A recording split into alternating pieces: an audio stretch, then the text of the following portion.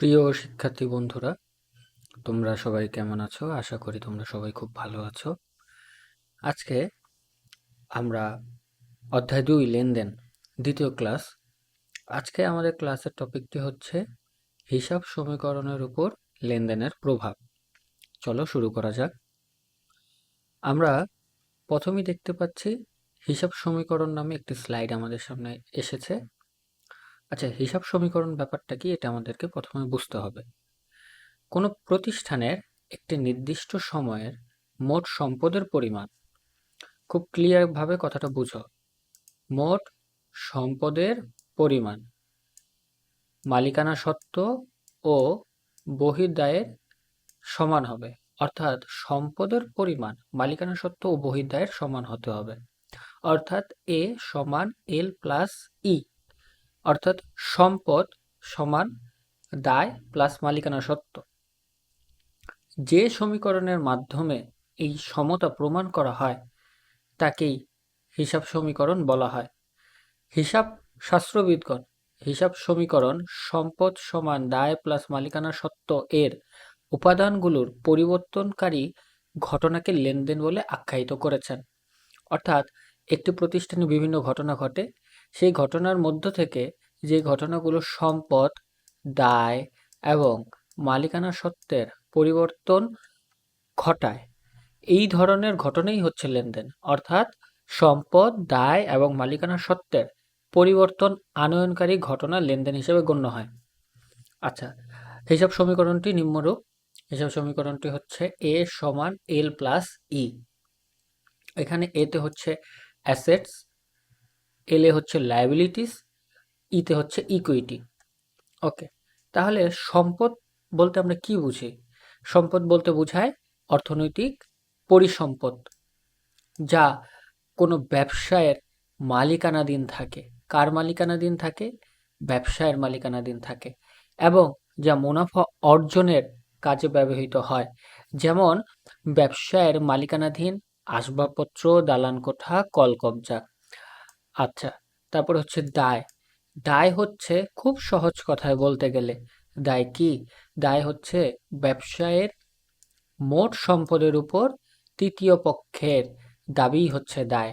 অর্থাৎ আমার ব্যবসায়ের যা সম্পদ আছে তার উপর তৃতীয় কোনো পক্ষ যদি কোনো দাবি থাকে সেটাই হচ্ছে দায়, এবং এই দাবি অবশ্যই আমাকে পরিশোধ করতে হবে। মালিকানা সত্ত্ব। মালিকানা সত্ত্ব হচ্ছে ব্যবসায়ের মোট সম্পদ থেকে তৃতীয় পক্ষের দাবি বাদ দিলে যাহা অবশিষ্ট থাকে তাই হচ্ছে মালিকানা সত্ত্ব। অর্থাৎ মোট সম্পদের উপর মালিকের যে দাবি তাই হচ্ছে মালিকানা সত্ত্ব। মালিকানা সত্ত্বকে প্রভাবিত করে 4টি উপাদান। কি কি?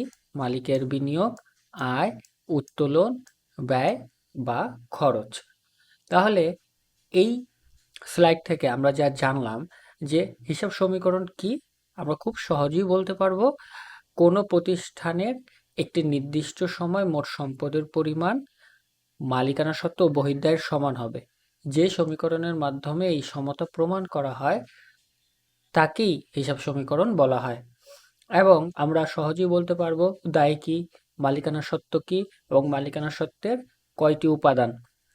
আমরা পরবর্তী স্লাইডে চলে যাই। এই স্লাইডে আমরা দেখব যে মালিকানা সত্ত্বের যে 4টি উপাদান, এই 4টি উপাদান মালিকানা সত্ত্বের উপর প্রভাব বিস্তার করে এবং কোন উপাদানগুলো কিভাবে প্রভাব বিস্তার করে। দেখো, প্রথমেই হচ্ছে মূলধন বিনিয়োগ, যেটা মালিক বিনিয়োগ করে তার টাকা, এর ফলে মালিকানা সত্ত্ব বৃদ্ধি পায়। প্রতিষ্ঠানে আয় ঘটলে মালিকানা সত্ত্ব বৃদ্ধি পায়।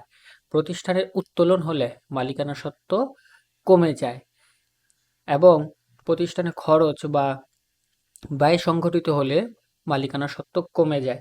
এখানে আমরা একটি চিত্রের মাধ্যমে ব্যাপারটাকে সহজে বুঝতে পারছি। এরপরে রয়েছে হিসাব সমীকরণের বর্ধিত রূপ। এখন আমরা হিসাব সমীকরণের বর্ধিত রূপ নিয়ে আলোচনা করব। দেখো, হিসাব সমীকরণ আমরা আগেই জেনে এসেছি যে এ সমান এল প্লাস ই, এটা হচ্ছে হিসাব সমীকরণ।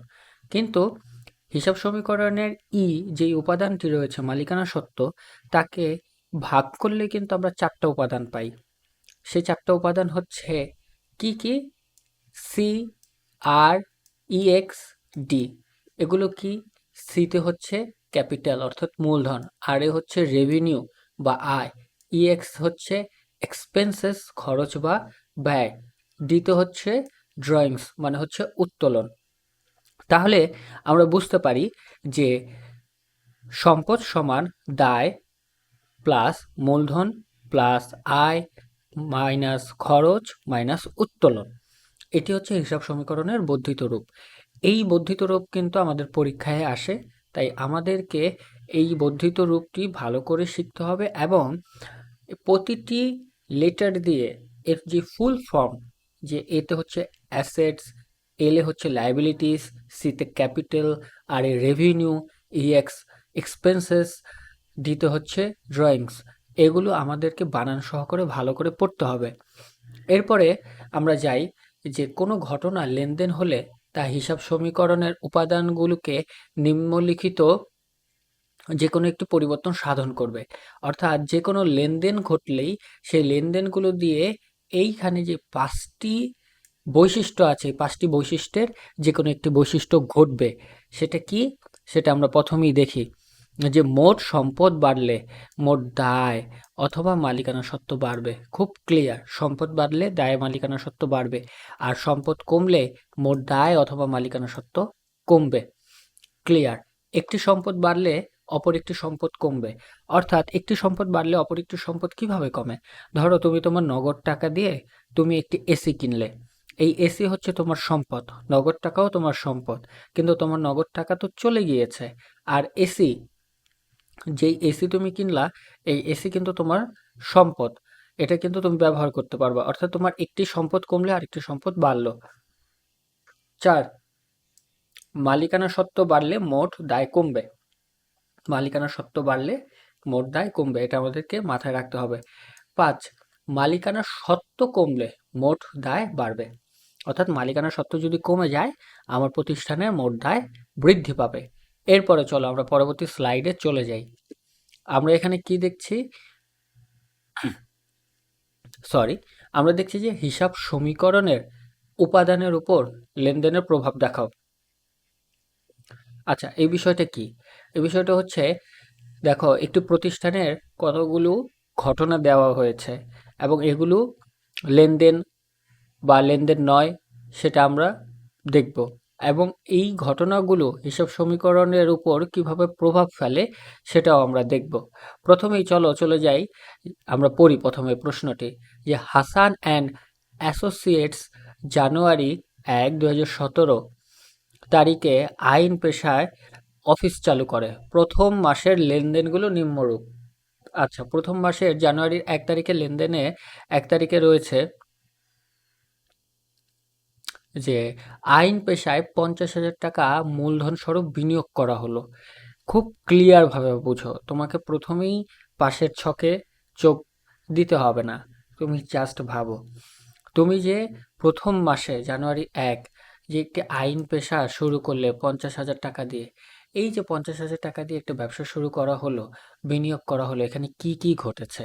এখানে প্রথমেই ঘটেছে নগদ টাকা, অর্থাৎ একটা পক্ষ আমরা পেলাম নগদ টাকা। এই নগদ টাকা কোথায় আমি দিয়েছি? ব্যবসায়। তার মানে হচ্ছে এটা ব্যবসায়ের মূলধন, মানে হচ্ছে দেখো হিসাব সমীকরণের 2টা উপাদান। নগদ টাকা হচ্ছে সম্পদ এ, আর সি হচ্ছে ক্যাপিটাল যেটা ই এর মধ্যে রয়েছে। অর্থাৎ এখানে এ এবং ই এর হ্রাস বৃদ্ধি ঘটেছে। কোনটা ঘটেছে আমরা দেখি। দেখো নগদ টাকা ব্যবসায় আসার ফলে আমার এ বৃদ্ধি পেয়েছে, আবার নগদ টাকা ব্যবসায় আসার ফলে আমার ক্যাপিটালও বৃদ্ধি পেয়েছে। অর্থাৎ আমরা দেখছি এই জানুয়ারি 1 এ বৃদ্ধি, ই বৃদ্ধি। ক্লিয়ার, বুঝতে পেরেছো? তারপরে হচ্ছে জানুয়ারি 2, জানুয়ারি মাসে অফিস ভাড়া পরিশোধ করা হলো। খুব ক্লিয়ার ভাবে ভাবো, আমার অফিস ভাড়া পরিশোধ করলে আমার নগদ টাকা চলে গেল, মানে আমার এ কমে গেল। এরপরই কি আছে? এ যদি কমে যায়, তারপরই থাকে হচ্ছে আমার এখানে কি সংগঠিত হয়েছে? আমার এখানে ব্যয় সংগঠিত হয়েছে। ব্যয় মানে ই, ই এর একটি উপাদান হচ্ছে ই এক্স। EX ব্যয় সংগঠিত হয়েছে, তার মানে আমার মালিকানা সত্ত্বকে কমিয়ে দিবে। তার মানে আমার এইখানে E হ্রাস পেয়েছে এবং A হ্রাস পেয়েছে। আমরা 2 তারিখের ঘটনাটি বুঝতে পেরেছি। তারপরে চলো যাই জানুয়ারি 7, ধারে অফিস যন্ত্রপাতি ক্রয় করা হলো। খুব ক্লিয়ার ভাবে বোঝো। আমি ধারে কারো কাছ থেকে কিছু কিনলাম, আমার থেকে সে টাকা পাবে। এখন এই যে আমার থেকে যে সে টাকা পাবে, এই টাকা তো তাকে আমার পরিশোধ করতে হবে। এই পরিশোধ করতে হবে, তার মানে তার একটা দাবি আছে আমার উপর। তার মানে এখানে এল আছে। এবং আমি যে যন্ত্রপাতি কিনলাম, আমি কিন্তু সম্পদ কিনলাম, যদিও ধারে। এই জন্য কি হয়েছে, আমার এ বৃদ্ধি পেয়েছে এবং আমার এল বৃদ্ধি পেয়েছে ধারে ক্রয় করার জন্য। তারপরে হচ্ছে জানুয়ারি 10 তারিখে কি বলা হয়েছে, মক্কেলদের নগদে আইনি সেবা দেওয়া হলো। খুব ক্লিয়ার। আইনি সেবা যদি নগদে দেই, তাহলে আমার কাছে কি আসে? আমার কাছে নগদ টাকা আসলো। এবং নগদ টাকা আসলে আমার এ বেড়ে গেল। তার মানে আমার সম্পদ বৃদ্ধি, এ বৃদ্ধি। এবং আমার কি হয়, আমি সেবা দিয়েছি, এটা আমার আয়। আয় মানে হচ্ছে রেভিনিউ। আর মানে আর হইলে কি হয়, আর হইলে আমার মালিকানা সত্ত্ব বৃদ্ধি পায়, অর্থাৎ ই বৃদ্ধি পেয়েছে। ক্লিয়ার? ওকে, তারপরে চলো যাই। 15 তারিখ, অফিস কর্মচারীর বেতন পরিশোধ 2,000 টাকা। খুবই ক্লিয়ার, নগদ টাকা চলে গেল। সে ভাড়া পরিশোধের মতোই নগদ টাকা চলে গেল, ব্যয় সংগঠিত হলো। অর্থাৎ ই হ্রাস পেয়েছে, এ হ্রাস পেয়েছে। তারপর হচ্ছে জানুয়ারি 20 তারিখ, ব্যাংক থেকে ঋণ নেওয়া হলো। ঋণ নিলে আমি কি পাই, খুব ক্লিয়ার ভাবে বুঝবে। ঋণ নিলে আমি নগদ টাকা পাই। আমার নগদ টাকা বেড়ে গেল, আমার এ বৃদ্ধি হলো। এবং একই সাথে আমি যে ঋণ নিলাম, আমার দায় সৃষ্টি হলো। আমার থেকে আরেকজন টাকা পাবে, তাকে সেই টাকা আমার পরিশোধ করতে হবে। আমার এখানে এলও বৃদ্ধি পাবে। এইখানে আমাদের স্লাইড একটু ভুল হয়েছে। এখানে সম্পদ, অর্থাৎ সম্পদ এর কথা বলা হয়েছে, কিন্তু এখানে এ হবে না, এখানে হবে এল বৃদ্ধি। এখানে কি হবে, এল বৃদ্ধি পেয়েছে। জানুয়ারি 24 তারিখ, মক্কেলদের ধারে আইনি সেবা দেওয়া হলো 7,000 টাকা। দেখো, ধারে যেহেতু আমি আইনি সেবা দিয়েছি, আমি কিন্তু টাকাটা পাইনি, আমি টাকাটা পাবো। খুব ক্লিয়ারলি বুঝবা। আমি যেহেতু টাকাটা পাবো, আমি কার কাছ থেকে পাবো? আমি পাবো হচ্ছে দেনাদারের কাছ থেকে। এখন যে আমার কাছে দেনাগ্রস্ত, তার থেকে যে আমি টাকা পাবো, এটা কিন্তু আমার সম্পদ। এই যে এই সম্পদ, তার মানে কি, আমার এ বৃদ্ধি পেল, আমি টাকা পাবো। এবং আয় হয়েছে, আমি তো সেবা দিয়ে আয় করেছি, আমার আরও বৃদ্ধি পেয়েছে। আর বৃদ্ধি পেলে মানে কি, ই বৃদ্ধি পায়। ওকে, তারপর হচ্ছে জানুয়ারির 29, বাকিতে কৃত যন্ত্রপাতির মূল্য পরিশোধ। দেখো, আমি যন্ত্রপাতি কিনেছি, সেই যন্ত্রপাতির মূল্য আমাকে পরিশোধ করতে হয়েছে। আমি আমার খরচ হলো, মানে আমার EX হয়েছে, যেটা মালিকানা সত্ত্বকে কমিয়ে দিবে। কিন্তু আমার এখানে বাকিতে হওয়ার কারণে কিন্তু আমার EX কমে যায়নি। এখানে কি হলো, আমার দায়, যে বাকিতে পণ্য যেটা আমি কিনেছিলাম, তার মূল্য পরিশোধ করে দিয়েছি। এখানে কিন্তু আমার যে দায় সৃষ্টি হয়েছিল, সেই দায়টা কিন্তু কমে যাবে, কারণ আমি দায় পরিশোধ করে দিয়েছি। অর্থাৎ আমার এল হ্রাস হয়ে যাবে। এবং আমার যে নগদ টাকা, সেই নগদ টাকাও কিন্তু আমার থেকে কমে গেছে। তার মানে আমার এল এবং এ, সম্পদ দুইটি, অর্থাৎ দায় এবং সম্পদ দুইটি হ্রাস পেয়েছে। ওকে, তারপরে আমরা এর পরের স্লাইডটিতে চলে যাই। এখানে এই টপিকটি ডেবিট ও ক্রেডিট পক্ষ নির্ণয়। এই টপিকটি যদিও এই অধ্যায়ের সাথে সরাসরি সম্পৃক্ত নয়, তারপরেও এই টপিকটির গুরুত্ব রয়েছে, কারণ এর পরবর্তীতে যে অধ্যায়টি, তৃতীয় অধ্যায়ে এই টপিকটি রয়েছে। এবং এই টপিকটি আমরা এখানে আলোচনা করব, কারণ আমাদের বিবরণী ছকে একটি অঙ্ক করতে হয়। সেই বিবরণী ছকে অঙ্কটি করার ক্ষেত্রে আমাদেরকে এই ডেবিট ক্রেডিট পক্ষটি খুব ভালো করে বুঝতে হবে। তাহলে চলো আমরা খুব সহজেই বুঝি। এখানে কি কি টপিকগুলো দেওয়া আছে, এগুলো নিয়ে আগে আলোচনা করি। এখানে প্রথমেই রয়েছে দুতরফা দাখিলা পদ্ধতির মাধ্যমে লেনদেনের দুটি পক্ষ, অর্থাৎ ডেবিট ও ক্রেডিট পক্ষ লিপিবদ্ধ করা হয়। আচ্ছা, এই পদ্ধতিতে হিসাব রাখলে হিসাবের মোট ডেবিট ও মোট ক্রেডিট টাকার অঙ্ক সমান হয়।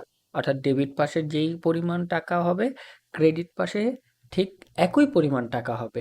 সুবিধা গ্রহণকারীকে ডেবিট, এই ব্যাপারটা খুবই গুরুত্বপূর্ণ। এটা অনেক সময় এমসিকিউতে আসে যে সুবিধা গ্রহণকারী হিসাবকে ডেবিট ও সুবিধা প্রদানকারী হিসাবকে ক্রেডিট বলা হয়। এই ধারণার এই ধারণাই হচ্ছে হিসাব সমীকরণের বৃদ্ধি। ক্লিয়ার? বুঝতে পেরেছ? তাহলে আমরা চলো যাই।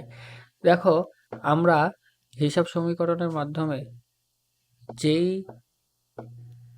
টপিকগুলো পেয়েছি, যে সম্পদ, খরচ, আয়, দায়, মূলধন, এখানে সবসময় মনে রাখবা যে সম্পদ আর খরচ সবসময় ডেবিট। সম্পদ আর খরচ সবসময় ডেবিট। আয়, দায়, মূলধন, এই তিনটে, আয়, দায়, মূলধন হচ্ছে ক্রেডিট। সম্পদ আর খরচ হচ্ছে ডেবিট, আয়, দায়, মূলধন ক্রেডিট। অর্থাৎ সম্পদ যদি বৃদ্ধি পায় তাহলে সম্পদ ডেবিট, এবং সম্পদ যদি হ্রাস পায় তাহলে সম্পদ ক্রেডিট। আবার খরচও যদি বৃদ্ধি পায় তাহলে খরচ ডেবিট, আর হ্রাস পেলে ক্রেডিট। আয় বৃদ্ধি পেলে ক্রেডিট, আয় এমনিতেও ক্রেডিট, বৃদ্ধি পেলেও ক্রেডিট, হ্রাস পেলে ডেবিট। দায় এমনিতেও ক্রেডিট, বৃদ্ধি পেলেও ক্রেডিট, হ্রাস পেলে ডেবিট। মূলধন এমনিতেও ক্রেডিট, বৃদ্ধি পেলে ক্রেডিট, হ্রাস পেলে ডেবিট। ওকে, এরপরে আমাদের এইখানে কতগুলো সম্পদের নাম দেওয়া আছে, যে নগদ অর্থ, ব্যাংক জমা, প্রাপ্য হিসাব, দালান কোঠা, আসবাবপত্র, জমি, যানবাহন, যন্ত্রপাতি, সম্পত্তি, মজুত পণ্য, অগ্রিম খরচ। ঠিক তেমনি খরচের কতগুলো নাম দেওয়া আছে, এবং বিক্রয়েরও আয়ের কতগুলো নাম দেওয়া আছে। বিক্রয় আয়, সেবা আয়, সুদ আয়। দায় রয়েছে, দায়ের কতগুলো নাম রয়েছে। পাওনাদার বা প্রদেয় হিসাব, পাওনাদারের আরেকটা নাম হচ্ছে প্রদেয় হিসাব। তারপরে রয়েছে বেতন, বকেয়া বেতন অবশ্যই। এরপরে হয়েছে ব্যাংক ঋণ, প্রদেয় বিল, দীর্ঘমেয়াদী ঋণ। তারপরে আরও কতগুলো রয়েছে। এরপরেই রয়েছে মালিকের মূলধন, অর্থাৎ মূলধন, মালিকের মূলধন, শেয়ার মূলধন, রিজার্ভ, সংরক্ষিত আয়, অতিরিক্ত মূলধন। এই স্লাইডটা আমাদেরকে খুব ভালো করে বুঝতে হবে, এবং যেই ধরো সম্পদের যতগুলো নাম আছে এগুলো আমরা মুখস্থ করে ফেলবো, খরচের যতগুলো নাম আছে আমরা মুখস্থ করে ফেলবো, আয়ের যতগুলো নাম আছে আমরা মুখস্থ করে ফেলবো। এগুলো আমাদের পরবর্তীতে কাজে দিবে। তাহলে চলো যাই পরের স্লাইডে। এইখানে দেখো, এই যে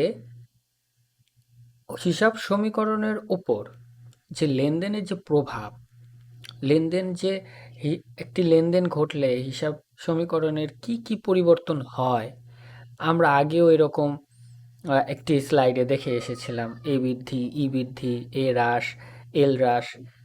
এইখানে সৃজনশীলে আমাদেরকে অঙ্কগুলো এভাবে আসবে, যে বলা হবে একটি উদ্দীপক দেওয়া হবে, এবং বলা হবে যে হিসাব সমীকরণে লেনদেনের প্রভাব কারণ সহ ব্যাখ্যা করো। কারণ সহ ব্যাখ্যা করতে যখন বলবে সমীকরণ পদ্ধতিতে, তখন আমাদেরকে এইভাবে উপস্থাপন করতে হবে যে ঘটনাগুলো থেকে কোনগুলো লেনদেন আর কোনগুলো লেনদেন নয়, কারণ সহ ব্যাখ্যা করো। আমরা তাহলে প্রথমেই যাই ডিসেম্বরের 1 তারিখ। ডিসেম্বরের 1 তারিখে এই স্লাইডে রয়েছে যে জনাব রাকিব একজন ব্যবসায়ী 2024 সালে ডিসেম্বর মাসে তার ব্যবসায়ের নিম্নলিখিত ঘটনা সংঘটিত হয়েছে। কি কি সংঘটিত হয়েছে আমরা সেটা দেখব। ডিসেম্বরের 1 তারিখে বলা হচ্ছে 20,000 টাকা নিয়ে ব্যবসা শুরু করেন। 20,000 টাকা নিয়ে ব্যবসা শুরু করলে খুব ক্লিয়ার ভাবে ভাবো তো, এটা কি লেনদেন নাকি লেনদেন নয়? আমরা আগের পর্বে পড়েছিলাম যে একটি লেনদেনের 3টি শর্ত পূরণ করতে হবে: অর্থের অঙ্কে পরিমাপযোগ্য, আর্থিক অবস্থার পরিবর্তন, এবং 2টি পক্ষ। ওকে, আমরা একটা একটা করে যাই। ডিসেম্বরের 1 তারিখ, এটি কি অর্থের অঙ্কে পরিমাপযোগ্য? 20,000 টাকা নিয়ে ব্যবসা শুরু করা হলো। হ্যাঁ, এখানে অর্থের অঙ্ক রয়েছে। এটি কি ব্যবসার আর্থিক অবস্থার পরিবর্তন ঘটেছে? হ্যাঁ, কারণ ব্যবসার মূলধন এসেছে। এটি কি দুইটি পক্ষ রয়েছে? হ্যাঁ, মালিক নিজে একটি পক্ষ এবং ব্যবসায় আরেকটি পক্ষ। হিসাব বিজ্ঞানে ব্যবসা এবং মালিক দুইটি আলাদা সত্তা, এটা আমাদেরকে মনে রাখতে হবে। তাহলে আমরা এখানে পেলাম ডিসেম্বরের 1 তারিখটি হচ্ছে লেনদেন। ঠিক আছে, ওকে, 1 তারিখ লেনদেন। এখানে হিসাব সমীকরণের উপর কি কি প্রভাব পড়েছে সেটা আমাদেরকে একটু দেখতে হবে। যে দেখো, আমি যখন মূলধন আনলাম নগদ টাকা, তার মানে কি হলো, আমার এ বৃদ্ধি পেল, এবং সি হচ্ছে ক্যাপিটাল। ক্যাপিটাল হচ্ছে মূলধন, মূলধন আনার ফলে মালিকানা সত্ত্বও বৃদ্ধি পেল। অর্থাৎ এখানে এ সমান এল প্লাস ই হিসাব সমীকরণের এ ও ই উভয় উপাদানই বৃদ্ধি পেয়েছে। ক্লিয়ার? ওকে, তারপরে যাই ডিসেম্বরের 2 তারিখ। ডিসেম্বরের 2 তারিখে বলতেছে যে জনতা ব্যাংকে 5,000 টাকা দিয়ে হিসাব খোলা হলো। এখানে দেখো, এটি কি লেনদেন কিনা আগে সেটা যাচাই করি। এটি কি অর্থের অঙ্কে পরিমাপযোগ্য? হ্যাঁ, অবশ্যই অর্থের অঙ্কে পরিমাপযোগ্য, যেহেতু 5,000 টাকা রয়েছে। 2, এটি কি ব্যবসার আর্থিক অবস্থার পরিবর্তন ঘটেছে? হ্যাঁ, ঘটেছে, কারণ আমি তো আমার টাকা দিয়ে ব্যাংকে হিসাব খুললাম।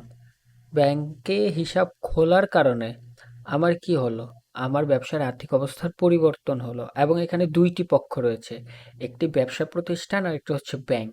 তার মানে এটি লেনদেন। 2 তারিখ লেনদেন। আচ্ছা, তারপরে বলা হচ্ছে এটি হিসাব সমীকরণের কিভাবে প্রভাব ফেলেছে আমরা দেখি। দেখো, আমার টাকা, এটা হচ্ছে এ, এটা আমার সম্পদ, আমি টাকা দিয়ে দিয়েছি ব্যাংকে, তার মানে আমার এ হ্রাস পেয়ে গেল। আবার ব্যাংক জমা, ব্যাংকে আমার টাকা আছে, এটাও তো আমার সম্পদ, অর্থাৎ আমার ব্যাংকের টাকা বেড়ে গেল। অর্থাৎ আমার এখানে হিসাব সমীকরণের এই উপাদানটি হ্রাস বৃদ্ধি ঘটেছে। অর্থাৎ একটি সম্পদ কমলে আরেকটি সম্পদ বৃদ্ধি পায়। ওকে, 3 তারিখ ধারে পণ্য ক্রয় 5,000 টাকা। ধারে 5,000 টাকার পণ্য কিনেছি, এখানে কি লেনদেন হয়েছে এই ঘটনাটি থেকে? চলো আমরা আগে সেটি দেখি। দেখো, একটি লেনদেন হতে হলে অর্থের অঙ্কে পরিমাপযোগ্য হতে হবে। হ্যাঁ, ধারে পণ্য ক্রয় 5,000 টাকা, অর্থের অঙ্কে পরিমাপযোগ্য। তারপরে হচ্ছে এখানে কি দুইটি পক্ষ আছে? হ্যাঁ, দুইটি পক্ষ আছে। আচ্ছা, তারপর কি আর্থিক অবস্থার পরিবর্তন ঘটেছে? হ্যাঁ, আর্থিক অবস্থার পরিবর্তন ঘটেছে, যদিও এখনো টাকা পরিশোধ করা হয়নি, কিন্তু ওই অর্থের সমান পণ্য কিন্তু একটি প্রতিষ্ঠান থেকে আরেকটি প্রতিষ্ঠানে চলে গিয়েছে। তার মানে এটি লেনদেন। তার মানে ডিসেম্বরের 3 তারিখ লেনদেন। এবং এখানে কি ঘটেছে হিসাব সমীকরণে, দেখো, ধারে যখন আমি পণ্য কিনলাম, আমার থেকে কেউ টাকা পাবে, মানে এল মানে হচ্ছে দায় উপাদানটি বৃদ্ধি পেয়েছে। হ্যাঁ, এবং আমি যখন পণ্য কিনলাম, ঠিক আছে, কেনা কি খরচ, ই উপাদানটিও হ্রাস পাবে। কেন? কারণ খরচ হচ্ছে ইএক্স, ইএক্স হলে মালিকানা সত্ত্ব হ্রাস পায়। ওকে, তারপর ডিসেম্বরের 4, নগদে পণ্য বিক্রয় 15,000 টাকা। খুবই সিম্পল, এটিও একটি লেনদেন।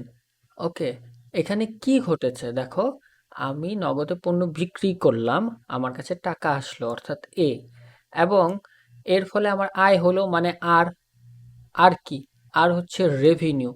15,000 টাকায় রেভিনিউ হলো, অর্থাৎ যা ই উপাদানটিকে বৃদ্ধি করেছে, অর্থাৎ এখানে এ ও ই উভয় উপাদানই বৃদ্ধি পেয়েছে। তারপরে হচ্ছে ডিসেম্বরের 5 তারিখ, ব্যাংক হতে ব্যক্তিগত প্রয়োজনে ঋণ গ্রহণ করা হলো। এইটা খুব ভালো করে বুঝে নাও।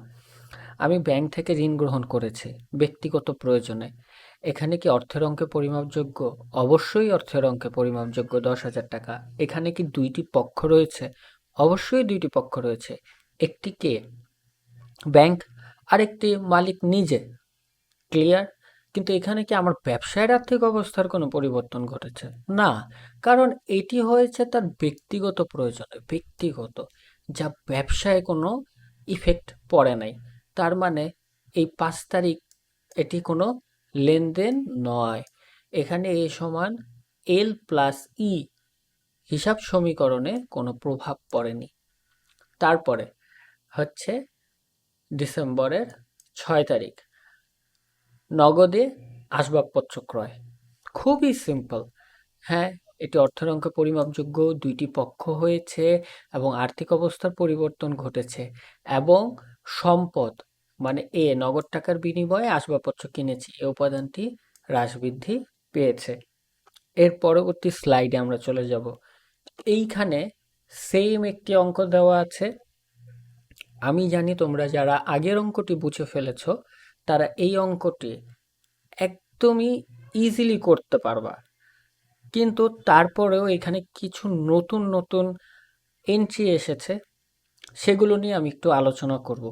দেখো, প্রথমেই আলোচনা করি যে মিস্টার শঙ্করচন্দ্র সাহা একজন ব্যবসায়ী। জানুয়ারি 2012 সালে তার ব্যবসায়ের নিম্নোক্ত লেনদেনগুলো সংঘটিত হয়। জানুয়ারি 2 তারিখে তিনি মাসে এখানে 5,000 টাকা, 5,000 টাকা বেতনে একজন ম্যানেজার নিয়োগ দেওয়া হলো। দেখো, এখানে কি অর্থের অঙ্কে পরিমাপযোগ্য? হ্যাঁ, এটি অর্থের অঙ্কে পরিমাপযোগ্য।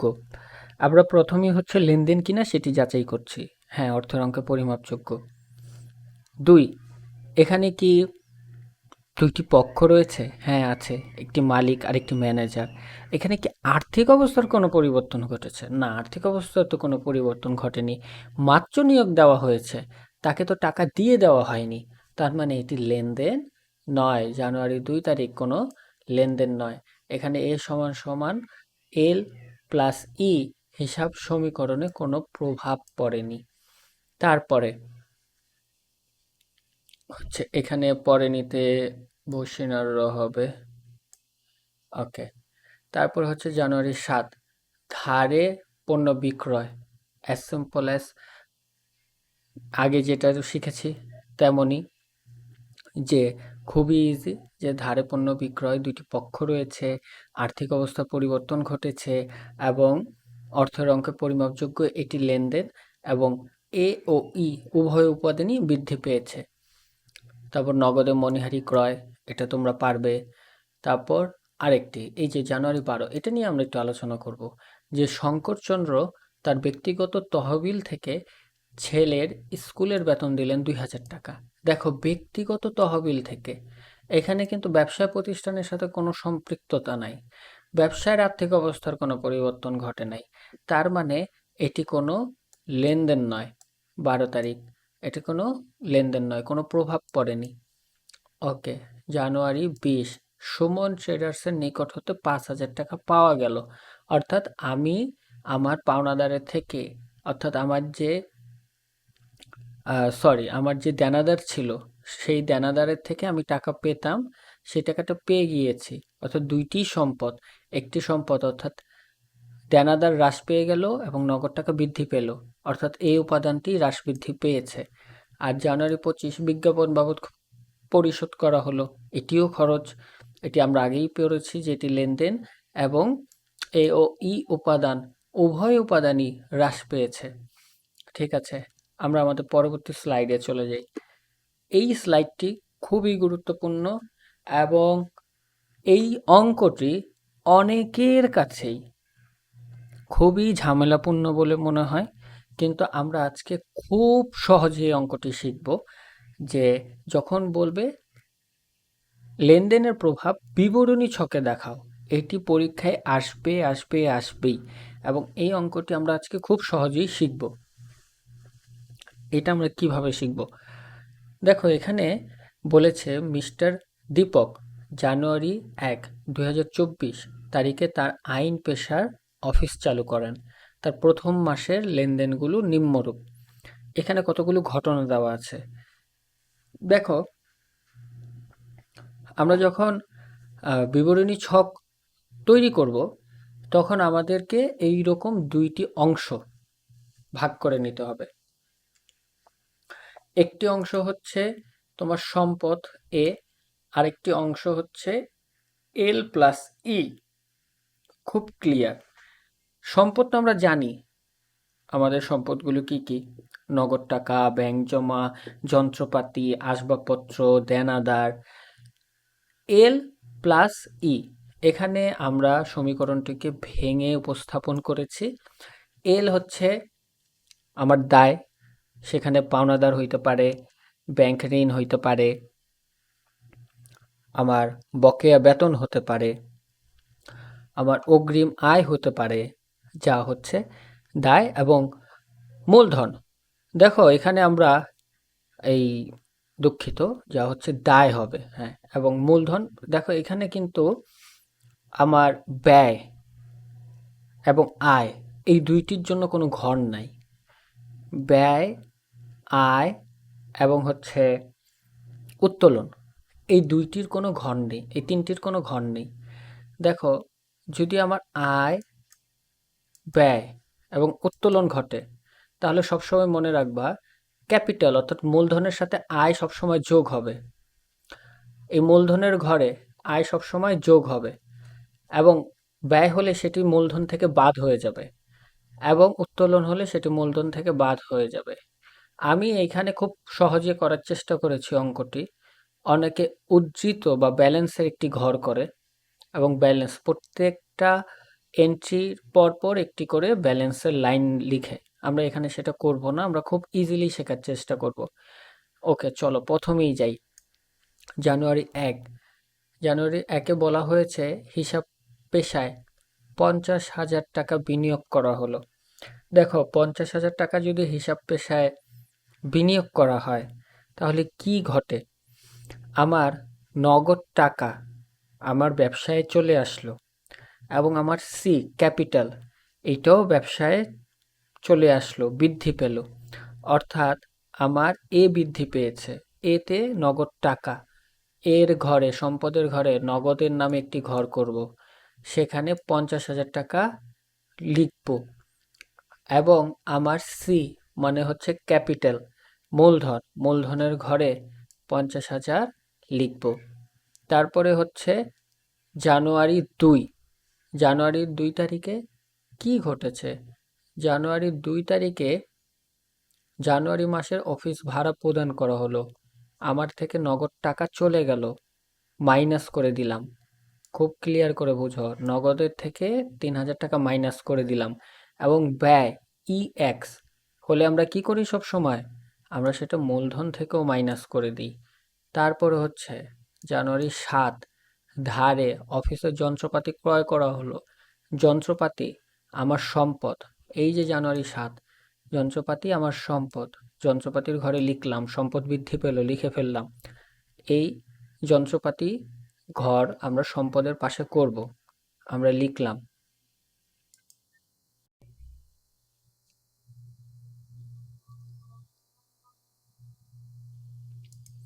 জি, তারপরে আমরা যেটা বুঝতে পারলাম যে যন্ত্রপাতি কিন্তু আমার সম্পদ, এই জন্য আমি সম্পদের পাশে যন্ত্রপাতি নামে একটি ঘর করেছি, সেখানে আমি 15,000 লিখলাম। এবং ধারে যেহেতু যন্ত্রপাতিটি ক্রয় করেছি, আমার কিন্তু পাওনাদার মানে এল, এই পাওনাদার কিন্তু আমার বেড়ে গেল, আমি পাওনাদারের ঘরেও 15,000 লিখলাম। তারপরে হচ্ছে জানুয়ারি 10, মক্কেলদের আইনি সেবা দেওয়া হলো। এখানে দুইটা ব্যাপার ঘটেছে, আইনি সেবা দিয়েছি, টাকা পেয়েছি নগদ, এবং এর ফলে কি হয়েছে? আমার আয় হয়েছে, তাই না? সেবা আয়। তাহলে নগদ হলে খুব ক্লিয়ার ভাবে ভাবো, নগদ হলে কি হবে? এর ঘরে, নগদের ঘরে লিখতে হবে 6,000। এবং আয় আগেই বলেছি, আয় হলে কি হয়? আয় হলে সব সময় তোমার আয়কে মূলধনের সাথে যোগ করতে হয়। ক্লিয়ার? ওকে, এখানে আমরা 6,000 টাকা মূলধনের সাথে যোগ করলাম। এরপরেই হচ্ছে জানুয়ারির 15, 15 তারিখে অফিস কর্মচারীর বেতন দেওয়া হলো, নগদ টাকা চলে গেল, মাইনাস করে দিলাম নগদ থেকে, এবং ব্যয় যেহেতু হয়েছে আমি মূলধন থেকেও মাইনাস করে দিলাম 2,000 টাকা। জানুয়ারি 20 ব্যাংক থেকে ঋণ নেওয়া হলো, ঋণ নিলে নগদ টাকা আসে, নগদের সাথে যোগ করে দিলাম 20,000 টাকা, এবং ঋণের ফলে দায় বেড়ে গেল, দায়ের জন্য ব্যাংক ঋণ, এই ঘরে আমি 20,000 টাকা লিখলাম। 24 তারিখ মক্কেলদের ধারে আইনি সেবা দেওয়া হলো, ধারে আইনি সেবা দিলাম, মক্কেলদের থেকে টাকা পাবো, তারা আমার হচ্ছে দেনাদার, দেনাদারের থেকে টাকা নিলাম, এবং আমি কি করেছি যে সেবা ধারে দিয়েছি, কিন্তু এটা তো আমার আয়, আয় হয়েছে, তার জন্য আমার মূলধনের সাথে যোগ হলো। ক্লিয়ার? তারপর হচ্ছে 29 তারিখ বাকিতে কৃত যন্ত্রপাতির মূল্য পরিশোধ 10,000 টাকা, অর্থাৎ আমি যেই মূল্য আমার থেকে পেত আমি তা পরিশোধ করে দিলাম। ক্লিয়ার? আমার থেকে যা পেত আমি তা পরিশোধ করে দিলাম। এই যে আমি পরিশোধ করে দিলাম, আমার থেকে টাকা চলে গেল, নগদ টাকা 10,000 টাকা আমি মাইনাস করে দিলাম, এবং একই সাথে আমার কি হলো, আমার পাওনাদারও কমে গেল, 10,000 টাকা আমি মাইনাস করে দিলাম। এইখানে আমরা পুরো অঙ্কটাকে এ সমান এল প্লাস সি প্লাস আর মাইনাস ইএক্স মাইনাস ডি এই সমীকরণের উপর করার চেষ্টা করেছি। এরপরে এইগুলো করা হয়ে গেলে নগদের অংশের টাকাগুলো যোগ বিয়োগ করে আমরা এখানে বসালাম 61,000, দেনাদার 7,000, যন্ত্রপাতি 15,000, ব্যাংক ঋণ 20,000, পাওনাদার 15,000 মাইনাস 10,000 5,000, এবং মূলধন আমরা এখানে যোগ বিয়োগ করে বসালাম 58,000 টাকা। ক্লিয়ার? আমি বুঝাতে পেরেছি তোমাদেরকে? ওকে। এরপরে এই 61,000 এর সাথে এই 7,000, এই 7,000-এর সাথে এই 15,000 যোগ করে 83,000, এবং এখানে 20,000-এর সাথে 5,000, তার সাথে আরও 58,000 যোগ করে 83,000, এই টোটাল টাকাকে আমরা নির্ণয় করেছি, এবং নিচে এভাবে দুইটি দাগ দিয়ে ক্লোজ করে দিতে হবে আমাদেরকে। এই যে উভয় পাশের টাকার অঙ্ক সমান হয়েছে, মানে এ সমান এল প্লাস ই, এর টাকা সমান হয়েছে। এই যদি এই অঙ্কের ক্ষেত্রে তোমার এই মোট ব্যালেন্স যদি সমান না হয়, তার মানে অঙ্কটি ভুল হয়েছে। আমি আশা করি তোমরা বুঝতে পেরেছ। যদি হিসাব সমীকরণে বিবরণী ছকে শেষে মোট ব্যালেন্সের টাকা যদি সমান না হয়, তাহলে অঙ্কটি ভুল হয়েছে বলে বিবেচিত হবে, এবং এই মোট ব্যালেন্স মিলে গেলেই আমরা বুঝে যাব যে আমাদের অঙ্কটি হয়েছে। আশা করি তোমরা অঙ্কটি বুঝতে পেরেছ। তোমরা যদি এই অঙ্কটি বুঝতে পেরে থাকো তাহলে কমেন্ট করে জানাও, আর যদি বুঝতে না পারো তাহলেও কমেন্ট করে জানাও। প্রয়োজনে শুধুমাত্র এই অঙ্কটি নিয়ে আমি আরেকটি ক্লাস নিব। ওকে, তাহলে আমরা পরবর্তী স্লাইডে চলে যাই। এই স্লাইডে আমরা বিস্তারিত আলোচনা দিয়েছি যাতে সম্পদ, দায়, মালিকানা সত্ত্ব, আয় এবং ব্যয় সম্পর্কে তোমরা বিস্তারিতভাবে জানতে পারো। তোমরা এই স্লাইডের অংশটুকু পড়ে নিবে। আশা করি সার্বিক আলোচনায় তোমরা পুরো ব্যাপারটাকে ক্লিয়ারভাবে বুঝতে পেরেছো, এবং এই স্লাইডের পাঠটুকু পড়লে তোমরা আরও ভালো করে বুঝতে পারবে। আজকের মতো এখানেই বিদায় নিচ্ছি। তোমাদের সকলকে ধন্যবাদ আমাদের সাথে যুক্ত থাকার জন্যে, এবং পরবর্তী ক্লাসে আমরা নতুন টপিক নিয়ে চলে আসব। আজকের মতো বিদায়। আসসালামু আলাইকুম।